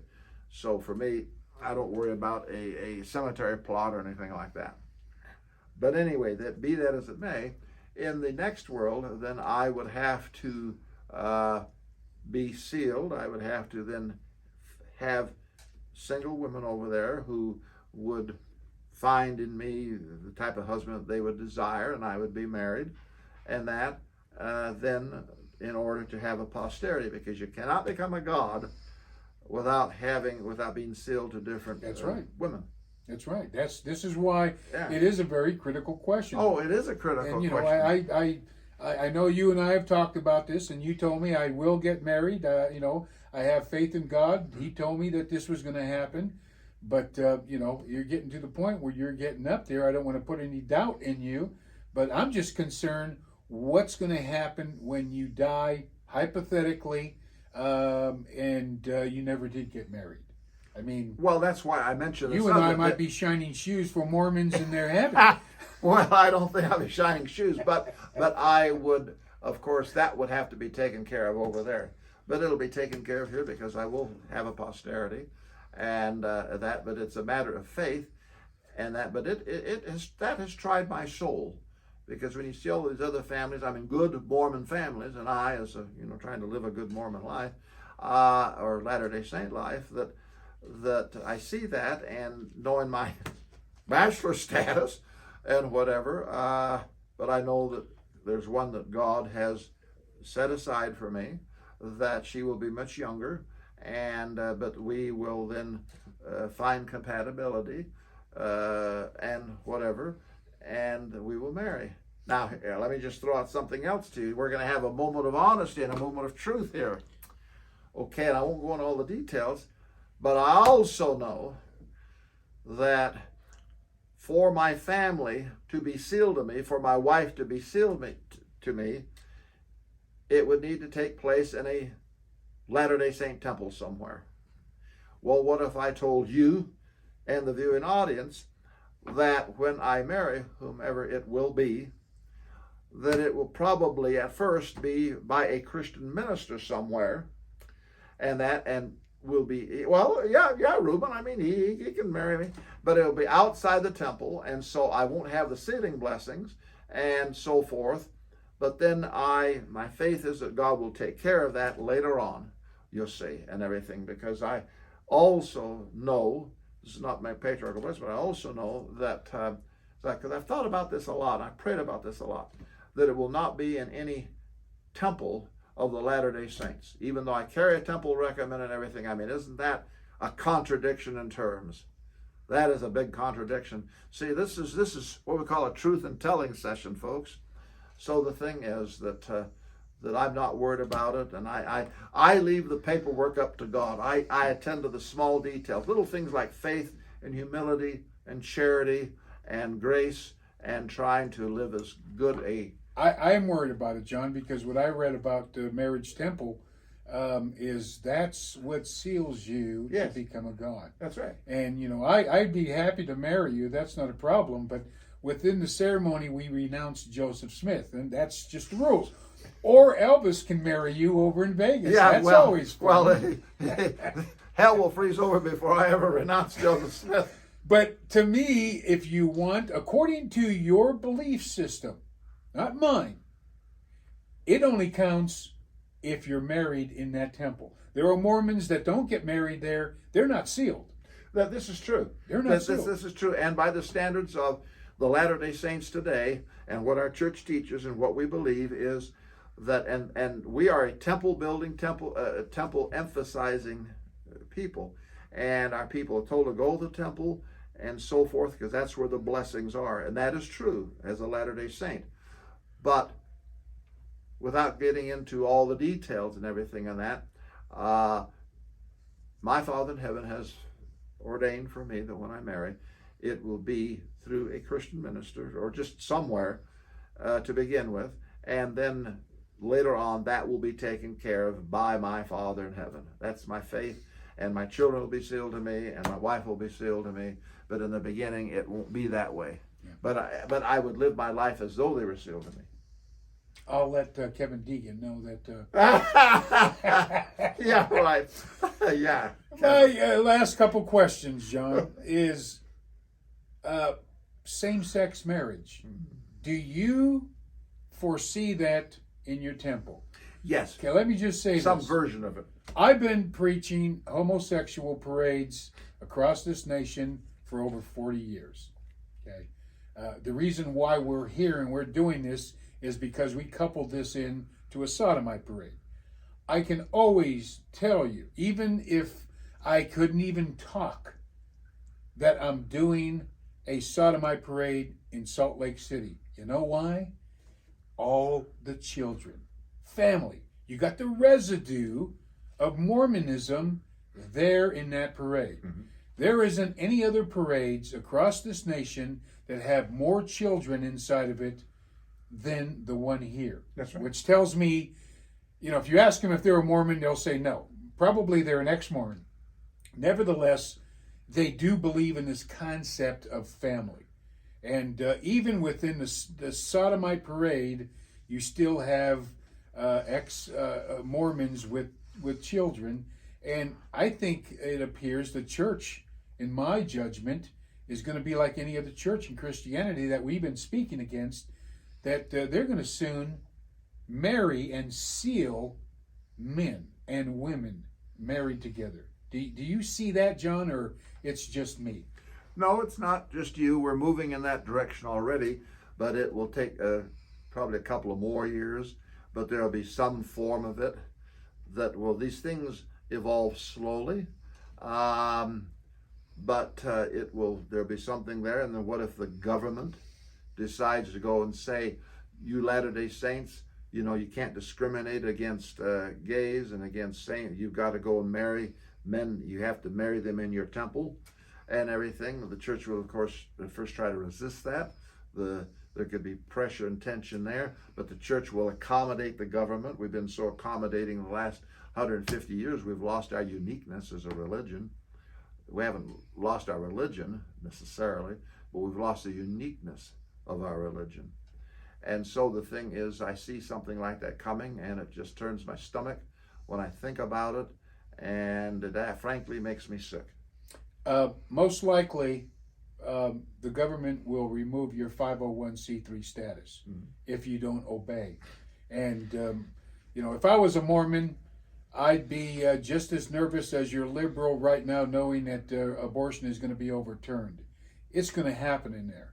And your church has a reputation of government putting a lot of pressure, and all of a sudden we might have manifesto number 95. This new revelation come up. To me, it's not a revelation. It's accommodation. It's accommodation, and that's from me, an outsider. I see it coming too. This year, today rather, there wasn't as many Mormons as there have been. They before used to be, many of them. They got their white shirts on, their black tie, they got their little elder, and they're waving. But you can still see the residue of Mormonism, because everyone that passed by had children. Everyone. And that just tells you they're influenced by Mormonism, because that's what Mormons do. Marriage, children, and even though they're wicked and they're rebellious, Sodomites are still having children. Yeah. How can they honor inside that temple same-sex marriage when they're honoring and wanting to have children? A penis and a penis, John, don't produce a child. No, it takes a sperm and egg. Yeah, it's a contradiction in terms. But yet you say, like I believe, they're going to honor that marriage in heaven. Well, it won't be in heaven. It's an abomination in the sight of God, and it is this thing today in church. I went and bore my testimony today, and I said that we have that there was a celebration of wickedness in the city this morning when we were meeting in my particular ward for a fast and testimony meeting. And that's what I call it, rather. And I said, there's a celebration of wickedness in downtown Salt Lake City. So after I sat down, a couple of individuals that bore the testimony, then the bishop, bless his soul, he's a good man, he stood up. Something he never does unless he's conducting. He wasn't conducting this time, his counselor was. And he took just a few minutes to say, well, we should not be judgmental. We should love people just as they are, accept them for what they are. And I'm just sitting there, just with my own thoughts and just kind of groaning within and thinking, oh. And then our ward clerk, who bore his testimony similar to the bishop's, and then when I was leaving, he come up and he said, Brother Heinerman, he said, I want to apologize to you. And I said, what do you mean, Brother Blank? And he said, well, I said thus and so, I contradicted your testimony, he said, and as I was thinking about it, he said, I was wrong in doing that. He said, what you said from the pulpit, he said, is correct. It is wickedness. And so the thing is that we are already to a point where you can't even go and call something that is an abomination in the sight of God within the LDS Church wickedness. Wow. Because you're judging others. Wow. And that's where we have come to. And so I just never thought I'd live to see the time that this church would come to that the people would come to the point that they have come to. Well, John, to me, the church flip-flops so much stuff. Your new prophet, Russell, has this revelation. This is what he said. I didn't make this up. I can't make this stuff up. And this is Russell and Nelson. That's right, Nelson. President Nelson. President Nelson. He doesn't want you to call Mormons LDS Church. That's going to be removed. Is it what was his? He doesn't want that. No, he doesn't want the LDS Church to be called Mormon Church. Okay, he doesn't want the Mormon. Doesn't want the word Mormon in there. He doesn't want the word Mormon anymore used. So now they're having to redo all of their buildings that have the word Mormon and remove it. Well, it's like the Mormon Tabernacle Choir for years and years, decades on television. Now it's the Tabernacle at Temple Square. So, I mean, if to you that may not be anything small, to me that would be like a church that I'd associate with that says, no, we don't want to call ourselves Bible believers. Let's just say we love God. No, I want the word Bible in there. I want the word Christian in there. And everybody knows you as Mormons, and it's almost like he's trying to appease what other people think. To make a statement like this, we're going to remove that, and he doesn't get challenged. Like I said, he should be very happy. I'm on the sidewalk just a couple of weekends a year, because if I were a member of that church, boy, I'd be doing a lot more preaching and hollering. What's your take, John? Should you remove the word Mormon? Treat it like spit? Well, look, we have the Book of Mormon, written by a Nephite prophet called Mormon, a compilation of ancient Nephite scriptures. And so we're called Mormon because of that book. So what are they going to do? Finesse with the title? They've already added something else, another testament of Jesus Christ, which was not in the ancient record. It's just something that they added in modern times to give it a little more pizzazz, to say, hey, this is also about Jesus Christ. I like the word Mormon. Joseph Smith said that it means more good. That's what it means, more good. And I have no problem with that at all. It becomes a bit unwieldy when you have, Latter-day Saints or Church of Jesus Christ of Latter-day Saints or LDS, which Prophet Nelson insists that we do this and asks the journalists to respect us in that. We've kind of made a laughing stock of ourselves with the world a little bit in this regard. But anyway. Yes. And, the interesting thing about John is he knows we don't just preach against the Mormon church. Matter of fact, when we came here to Salt Lake City to preach against the Sodomite parade, we were outside of a mosque, and John was out there with us. One time when John came to Los Angeles, I just happened to be going to a Jewish temple. And, hey, John, how'd you like to join me at a Jewish temple? And so John and I both were outside there, and, tell them a little bit about that story, John. That was something else. He couldn't find any of his other comrades to go with him, so he and I went. And we're outside this thing. It was a wedding. And so Ruben, wanting to get their attention, finally just got his megaphone and yelled out, "Hey, you Christ killers." That's what he said, Christ killers. Well, let me tell you something. Some of those young Jew boys, they're very big, they're very tall, and they're built like a pillar. 2 or 3 of them come out, and Reuben looked like a dwarf with them, and an associate rabbi and another one had to come out, talk with Reuben, and I told Reuben, I said, they're going to crucify us if we're not careful. And that was quite a revelation. And Reuben just stood there very calmly and just stood up to them. They're big guys. They were talking big guys. and whatever and that. And so the thing is that this is how Ruben is. Ruben is not a coward. I mean, he holds his own. He gives as good as he takes. That's why I've always admired him in that. I also can hold my own, but I pick my battles more carefully and that. But in associating with Ruben and the street preachers for many years, as I have done, especially this one, he is the only street preacher that I can call a very dear friend. The others are, they're okay, nothing to write home about, but he is very special in my life, and I have come to consider him to be a comrade and a friend and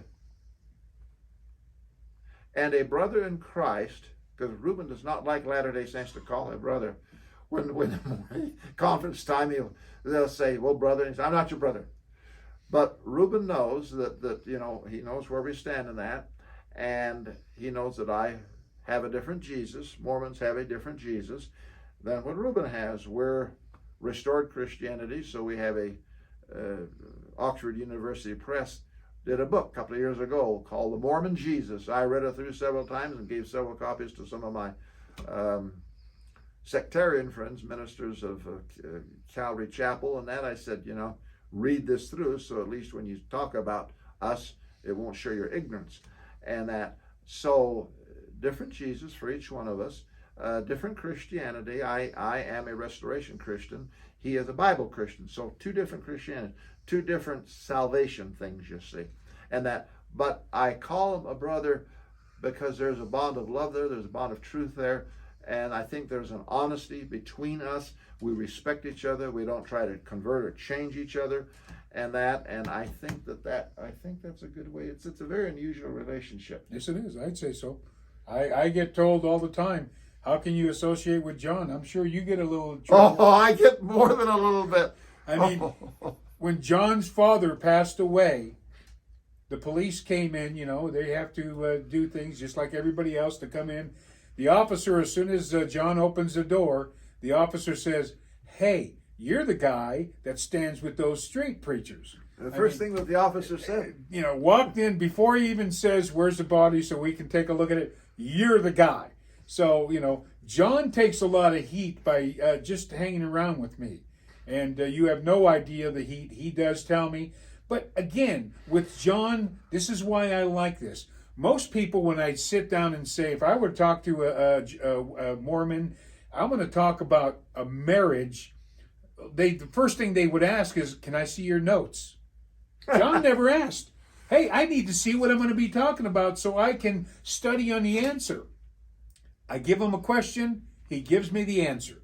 He didn't say, let me just look that up. Yeah, it's unrehearsed. Yeah, he never saw my notes. If I was debating it with some other Mormon or even bringing up what you believe or you're supposed to believe, most of you will say, I never knew that or deny it. That's the unique thing about John, is he does it. At one of before COVID a few years ago, when we were in front of the conference center, I just kind of sitting off the side, there was a fellow that was dressed to the nines, come out very arrogant looking, was a stake president, admitted, because I asked him, and so Ruben said something to him, and the fellow denied it. He said, no, thus, and so John said, hey, John, come over here for a minute. So I get up and walk over, and so John said this, and Ruben repeated to me what the fellow had said, what Ruben had told him, and the fellow had denied, and I told the gentleman, I said, that is true. I said, it's in our history, and I cited him the reference and everything, and that. He looked at me, he said, are you with him? I said, well, he's my friend, but I said, I'm a Latter-day Saint like you are. I said, what are you? So I'm a stake president of, and he gave the stake up north. And then he said, well, why are you with him? I said, well, he's a friend of mine. I said, but I'm a Latter-day Saint like you are, but I said, I know our history and that. And so I'm kind of like a fact checker. And the fellow then just walked away. Yeah, it is amazing the relationship we had. And I even put a bounty out for John. Anybody that can try to convert John and get him saved, there's a gift. So a large cash gift. But I do hope that you enjoyed yourself. This opens up. It wasn't a debate. It's just to get clarity on Mormons. And they're known for large families and marriage. And, I thought, wow, what a better way to ask and start with the very foundation of Joseph Smith. And, it doesn't look very good for the home team on that. But your average Mormon today, they're pro-family. Even in the Sodomite parade, you'll see them carrying kids, walking with children. That's evidence that they came from this church. At one point, maybe they still are. So we hope you enjoyed yourself. And if you have any questions, you can maybe contact us through email. If you have a question for John, you can give me that, and I will forward that to you. And John will take care of that. He doesn't hide. What you ask for, you will get. You will get an answer. What you see is what you get. Thank you for your attention, folks. God bless you.